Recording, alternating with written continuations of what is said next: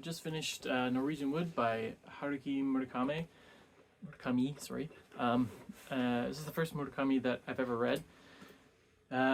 It's his most popular work. I know I have the understanding that it's not his best, which makes me excited because I really like this one. So I'd really like to read other ones, quite a few other ones. Yeah, and I also have the vague understanding that Murakami tends to write magical realism, surrealism, whereas that's not the case in this book. Anyways, this is a really short book. This is like, all books should be this size, like 300 pages max. So Norwegian Wood, I really liked it. I do have sort of one major complaint about one main part of the story, but other than that, I don't know if it's just because of the last book I read, but this was such a refreshing sort of breath of fresh air, and I really did enjoy it. Just the prose, the feelings it evokes, the setting as well, like Japan, Tokyo in 1969 and 1970. To me, the world seems so much more romantic back in 1969, like pre-2000, we'll say, before the sort of the internet age, and especially the smartphone age, the information age. So the book was published in 1987, but takes place in 1969, 1970. And I kept thinking that there's a huge gap there of like, almost 20 years, but not much. The world of 1969 and 1987 isn't that different. The only really big difference that I could think of was home television. Other than that, like, I guess phones might be more prevalent in 1987, so it might be more easy to call people, whereas in 1969, to call someone, you had to call from specific, like, there's only one phone in the dorm room. No, maybe that's not the case. I don't know. Anyways, this is by the by. Just the fact that you're not always connected with people, and the only way to actually connect with people over long distance is to send letters, and to go weeks and months without hearing from or seeing people. That's how humanity existed for thousands of years, but to me it's such a quaint romantic thing now, and it almost makes you sort of nostalgic for an age when you could sort of have relationships with people over those distances, and I don't know. Anyways, this book, so it follows this character, Watanabe Toru, who the book starts with him in his late 30s landing in Berlin, and I think it's like he hears the song Norwegian Wood by the Beatles being played, and that triggers his memory back to the summer of 1969, summer 69, when this whole story takes place, and basically Watanabe, he had this childhood friend, Kizuki, who, his absolute best friend, number one best friend. Kizuki had this girlfriend, Naoko. Naoko and Kizuki grew up together. They'd known each other since they were 3. They didn't like fall in love. They didn't sort of get together when they were teenagers. They have been so close since as long as they could remember, that it just was natural that they were together. That's just what they were. They were so close, and I thought that's a really neat sort of relationship. I wonder how many people in the world are fortunate enough to have that, to sort of never have a sense of being alone, and sort of not even be able to understand what it's like to not have this other person constantly with you. Anyways, so Kizuki commits suicide. There is a lot of suicide in this book. I think 5 named characters commit suicide. So Kizuki takes his own life after playing pool with Watanabe one night when he's 17, when they're still in high school. And Watanabe's the last person to have seen him alive, and it sort of shocks him, and it sort of breaks his friendship with Naoko. So Naoko, Kizuki, and Watanabe, the three of them had sort of been inseparable. Even though Naoko and Kizuki were dating, bringing Watanabe along, he wasn't the third wheel. He sort of completed the trinity of these three people, and they were great friends and whatever. But Kizuki dies, and Naoko sort of they get separated, and we jump ahead a couple years, and Watanabe's now in university. He's living in a dorm in Tokyo, and he bumps into Naoko in a train, and they start talking, and they go out for a long walk, and they sort of reconnect, and become really close, really good friends. Although the relationship, the whole time, there's no cut and dry, black and white statement of what their relationship is, which I think is great in terms of the novel, and kind of realistic in a way. They don't need to be like, okay, so we're a couple now. No, they just have feelings for each other. They express these feelings explicitly, implicitly. The whole time Watanabe's sleeping with different people as well, so they're not strictly together. I don't know if they're ever really together until later on. Eventually at Naoko's 20th birthday, Kizuki comes over, and she just breaks down. She sort of, it's not explicitly stated what mental illness she has, but she has some form of depression. She just has a huge mental breakdown and is sobbing, and Watanabe sort of consoles her, and then sleeps with her. And that's like the first time that she had sex. She was never able to do it with Kizuki. There's lots of sex in this book, by the way. But I understand how that could put people off and seem too lurid or erotic, but it's the story being told by this late 30s Watanabe of his younger self. And if you're telling a story about a 19, 20-year-old man, it's going to be full of sex. That's the POV we get. So that's a lot of that comes through from the narrator. And I think that's just sort of realistic or to be expected. I'm not saying every man's like that, obviously, but I don't think it's absurd that there is so much sex in this book when it is narrated by a 19-year-old, or from the POV of a 19-year-old male. Anyways, they have sex, and Watanabe wakes up in the morning and leaves. Before she wakes up, and he leaves her a note, whatever. And then he can't get a hold of her, and for weeks. And so this is what I mean. Like back then, you can't just call her up on a phone. You can't just check her social media or whatever. Like she's gone, and he's contacting her family. He's leaving messages with all the places she stayed, saying, "Hey, if she gets in contact with you, here's my contact info. Leave a message here with these people." And eventually he does get a hold of her, and find out that she has been suffering so much mentally that she has gone to this, they use the word sanatorium, not a sort of insane asylum, not a mental institution, but this sort of community way out in the mountains, very isolated, where people with problems just live together, and they have a medical staff on hand, and they sort of just live a simple farming life, day to day, to try and help these people heal. And he finds out she's living there, so he begins exchanging letters with her at this point. While this is all happening, we're also seeing the rest of his day-to-day life, his sort of roommate that he has, and sort of the quirkiness of his roommate, and how his roommate suddenly disappears and doesn't come back to school after summer break. This friend Nagasawa that he befriends, who's a very bizarre, not bizarre, but a very, what's the word? Almost narcissistic, maybe, if I'm reading him correctly.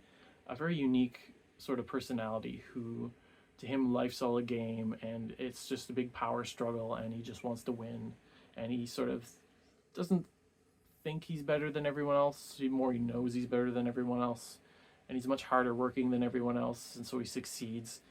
But he's also a huge like womanizer. Like he takes Watanabe out, and they just pick up girls and sleep with them for the night, and then sort of do it again, and just over and over again. And they said that he slept with almost 100 women, and it's not a big deal to him. He's like, whatever. He also has this girlfriend. Oh, what's her name? I can't think of her name. It starts with an H. That he Watanabe doesn't love his girlfriend, but describes her in very positive terms. But she loves Nagasawa, her boyfriend, but of course Nagasawa's like, I'm never gonna marry her. I'm gonna go work in the foreign ministry. So once I graduate, I'm like off to Germany or whatever. And like, what is she gonna wait for me to come back? Like, he's very strange and awful in a lot of ways. And she's the second character who I can't remember her name. Who it's just described that Watanabe, at one point there's a fight. The three of them are out for dinner to celebrate Nagasawa's graduation or passing this exam, and they have a fight when Nagasawa's sort of bragging about all these women that he and Watanabe had slept with. So Watanabe and Nagasawa's girlfriend sort of leave Nagasawa and go out on their own and sort of have a night on their own. I don't think he sleeps with her, but it could be wrong. He sleeps with a lot of people. But as he's leaving her, he says, that was the last time I saw her. 2 years after Nagasawa left, she married someone else, and then 2 years after that, she took her own life. That's another one who... And interesting, of the 5 deaths, 1, 2, 3, I can only think of 4 now. No, 1, 2, 3, 4. Yeah, I can only think of 4. Maybe I got that wrong. Okay, never mind. Anyway, so that was just a sort of another part of his life as he's going through his college years. The format of this, there must be a name for the format of this book, because a lot of other books I've read have been like this, like Wuthering Heights, Catcher in the Rye, where it's a narrator relaying events in the first person that had happened in the past, but in that relaying in the past, there are also other characters who are then relaying information and events that had happened previous to that. So there's sort of stories within stories within stories. And I don't know, it works really well. And I think it's probably done a lot, and there's probably a name for it. But I think it's great for pacing. It sort of breaks things up. Like you're hearing about a story of Nagasawa telling Watanabe a story. Watanabe's then relaying it to the reader, who's then being relayed, like the author's relaying it to. Anyways, so he also, Watanabe also meets this girl Midori, who he just bumps into her in a diner. They have a class together, so they exchange notes and sort of get to know each other. And she's a strange one. About halfway through the book, an event happens, and after that, I think it was just because that event sort of triggered something in me that I saw this book in a new light, and Midori's character is very, very overtly sexual, and says like sort of not grotesque, maybe grotesque is not a right word, but very it's just a lot of sexual things, and I sort of questioned the author at this point. I'm like, why is he making this character so overtly sexual and whatnot? But I think that's just Midori's character, that she's, the way I see it is we have Naoko, who is the sort of is very depressed, and we have Midori, who is very manic. There's sort of two ends of a spectrum. One's very subdued and quiet and depressive, and the other is very loud and outgoing and boisterous and just sort of wild in that way. Anyways, Midori has a boyfriend, and her relationship with Watanabe is really interesting. They sort of become friends, but they have lots of fights and sort of spend weeks and months ignoring each other based on perceived slights and whatnot. I mean, it feels very real, and I'm flying through it. there is a lot packed in this little book, but Midori ends up breaking up with her boyfriend, and it's just like, Watanabe, I've fallen in love with you, like that's what it is. Like, I choose you. Um, there's so many different anecdotes and different stories throughout this, and I'm not going to relay them all. This book is worth a reread. Uh, um, anyway, so all this is going on, but also Naoko at the sanatorium says in a letter, "Hey, we can have visitors. You should come over sometime." So he does. He comes over and visits a couple times. The first time is we get sort of a long, huge, long chapter describing the events of sort of the weekend of him spending his time with her. So Naoko is living with this older woman. She's 38. Geez, Reiko, Reiko. Wow, sorry, Reiko, who is a music teacher, and Reiku's a pretty cool character. I like her. She's super fun and super. She loves Naoko, and they're great together. They're great roommates. Um, uh, she doesn't mother her so much as she's kind of like a big sister to Naoko, and helps her out with everything. And she gets along really well with Watanabe as well. And they sort of joke and tease about like at one point they say like, "Oh, this person loves Watanabe," and Reiko's like, "Well, of course they do. I do. Everyone does." Sort of. I don't know. It's cute, but Reiko is supposed to be sort of chaperoning these two, but of course she lets them sort of go off on their own and spend time alone, and they don't ever have sex again. They get intimate, but never.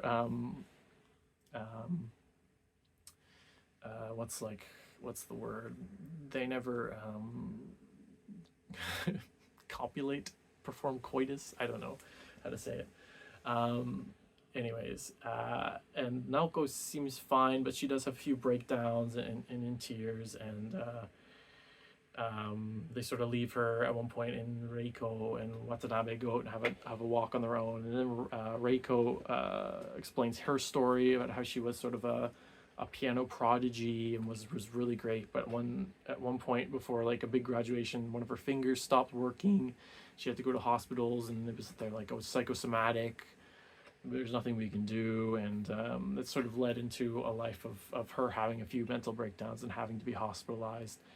And then eventually, she gets married and she starts to get better. She has a daughter, but then there's this event with this 13-year-old pupil of hers who, this is my problem with the book, is this whole sequence should have been described very clinically and with a very drawn back lens, but I feel like it was very very lurid, and the author seemed to revel in the very graphic details of this, which I do not think were necessary at all.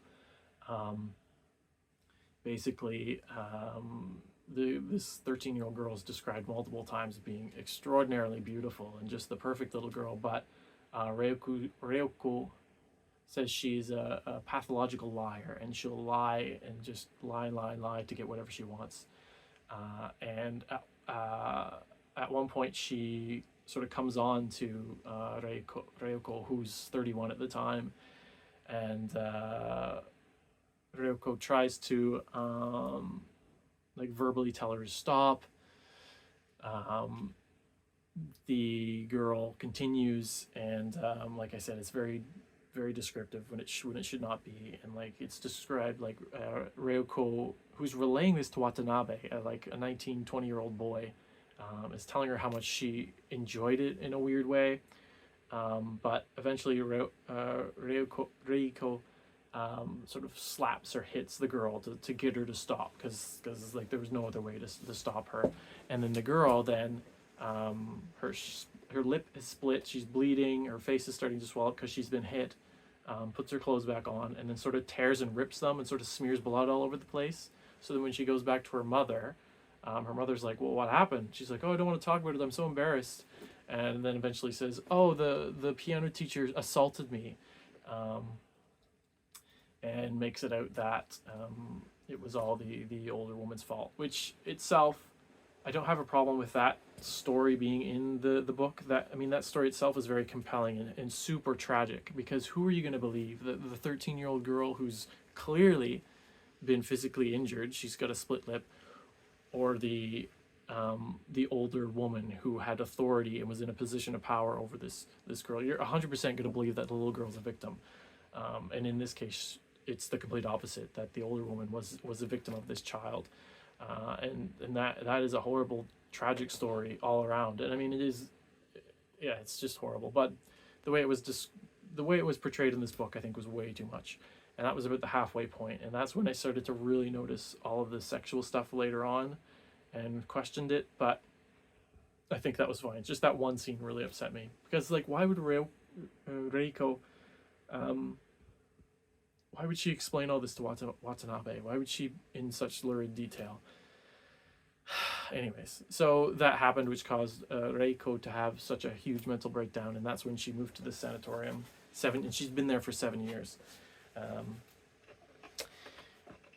So after that trip, he does go back once in the winter to visit Naoko and Reiko, and Naoko's sort of getting worse at this point. Since it's all from Watanabe's POV, we don't know exactly what does it mean by she's getting worse. She's just sort of getting more depressed, I guess.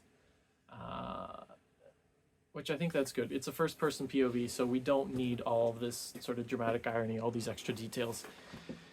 Anyways, so they continue to send letters, and eventually it becomes Reiko who's responding for Naoko, because Naoko can't sort of write at this point.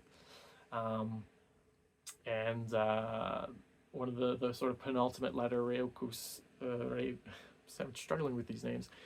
Reiko sends a letter to Watanabe saying, "Hey, things have taken a turn for the worse. She's going into a hospital. She's being hospitalized."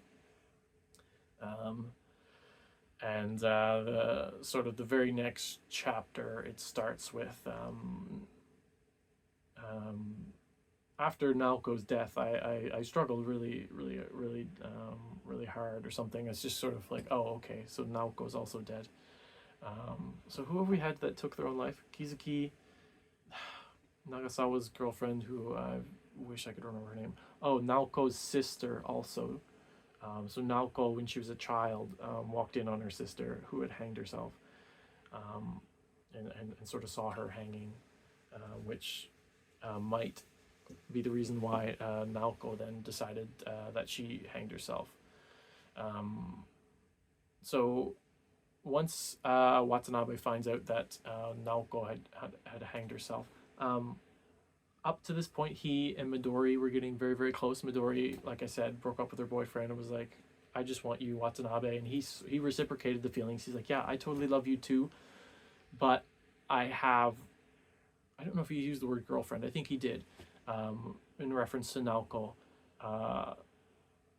I think it was after he went and met Naoko at the sanatorium the first time. He stopped sleeping with girls. He sort of stopped seeing Nagasawa, because Nagasawa was a very problematic person. And while he would hang out with Midori a lot, and he did admit that he had feelings for her, he would never sleep with her. He would just say it's complicated, but he was sort of waiting for Naoko. He moved out and rented his own little house, and he said, "I have a spot for you, Naoko, if you ever want to come and live with me." Anyways, so Naoko takes her life, and Watanabe then goes wandering and sort of travels the countryside, sleeping and drinking just in random places, and does this for a month before finally going back to Tokyo. And at this point, he finds out Reiko has been trying to get a hold of him forever, and she goes and meets him and finally leaves the sanatorium. She's like, "I can't stay here without Naoko." So they sort of spend a day together and sort of catch up. And I didn't mention Norwegian Wood. The reason why the book is named that is Naoko's one of Naoko's favorite songs, and that's Reiko, who plays guitar, plays that song for her, as well as a whole bunch of other songs throughout this book. And then at this point when Reiko and Watanabe get together, she plays it all once again, and then they sleep together. The 38-year-old woman and the 21-year-old boy or 20-year-old boy, which I guess is fine. It's very, the sex is very descriptive, but again, if it's written by a 20-year-old male, I guess maybe that's to be expected. Anyways, so they sleep together, and then Reiko goes up to Hokkaido, where she has a friend who offered her a job, and she's going to live there. And Watanabe promises to go visit her and to continue writing letters to her, so their friendship, I guess, will continue. And Watanabe's really upset, like obviously because Naoko died, but he sort of feels that he betrayed her in a way, because one of the last letters he sent to Reiko, not to Naoko, that saying that, look, I'm sort of in love with Midori. I'm not sleeping with her. I'm still like promised to Naoko or whatever, but he did sort of have that weird feeling where he had feelings for both of these women, and he even describes them, his feelings for one. I can't remember the description, but describing how the two different types of love he feels for these two different women. And it's just I think it's a beautiful romance, even though it is filled with sex, and it's from, like, again, it's a teenage boy POV. Of course it's going to be, like when he's constantly thinking of Naoko, a lot of the time he's thinking of her body and stuff like that. But I think it's still much more of a love and a romance than that last book I read. Maybe it is just because it's written by a male for the male gaze that I'm thinking this way, but I don't think so. Anyways, so Reiko's like, why are you so upset, Watanabe? You've sort of figured it out now. And he's like, why? Because Naoko's dead. I don't have to worry about her now. I can just go live in love with Midori. And she's like, no, you already decided this before Naoko died. Like, you decided you loved Midori. Naoko decided to die. That happens. You're an adult. These things, like, you made decisions. Now live with them. And I don't know. Reiko's probably my favorite character in this. She's great. So the final paragraph is very strange. He after Reiko leaves, he calls up Midori, who he hasn't spoken to since Naoko died. Because he's been a mess, and he's like, we've got to talk. Like, I've got a million different things. Let's like start fresh from the beginning. And you're like, okay, he's gonna end up with Midori, and I think he does, but the final sentences are like, she asks him where he is, and he doesn't really know where he is. He thinks about it, and he looks around and he sees all these people walking to nowhere, it says, and he's sort of what does it say? He's shouting out for Midori again and again. Where was I now? I had no idea at all. Where was this place? All that flashed into my eyes were the countless shapes of people walking by to nowhere. Again and again, I called out for Midori from the dead center of this place that was no place. That's the final line of the book.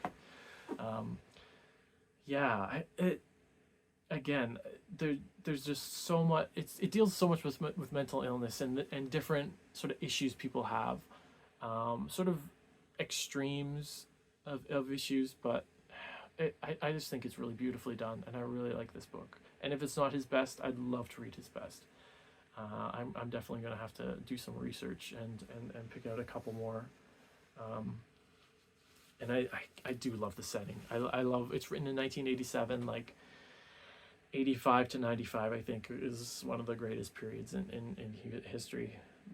Maybe I'm just nostalgic for the 90s, but it's such a unique time when everything's so progressive and forward looking, but we haven't sort of hit the, I mean, I know there were so many social and problems back then, but still, like, the pace of technology, it was so advanced, but we didn't have the problem of the sort of over interconnectedness that we have now, which is great in a lot of ways. Maybe I'm just having rose tinted goggles, and I'm also just tangenting on something that has nothing to do with this book, really. But that was Norwegian Wood by Haruki Murakami.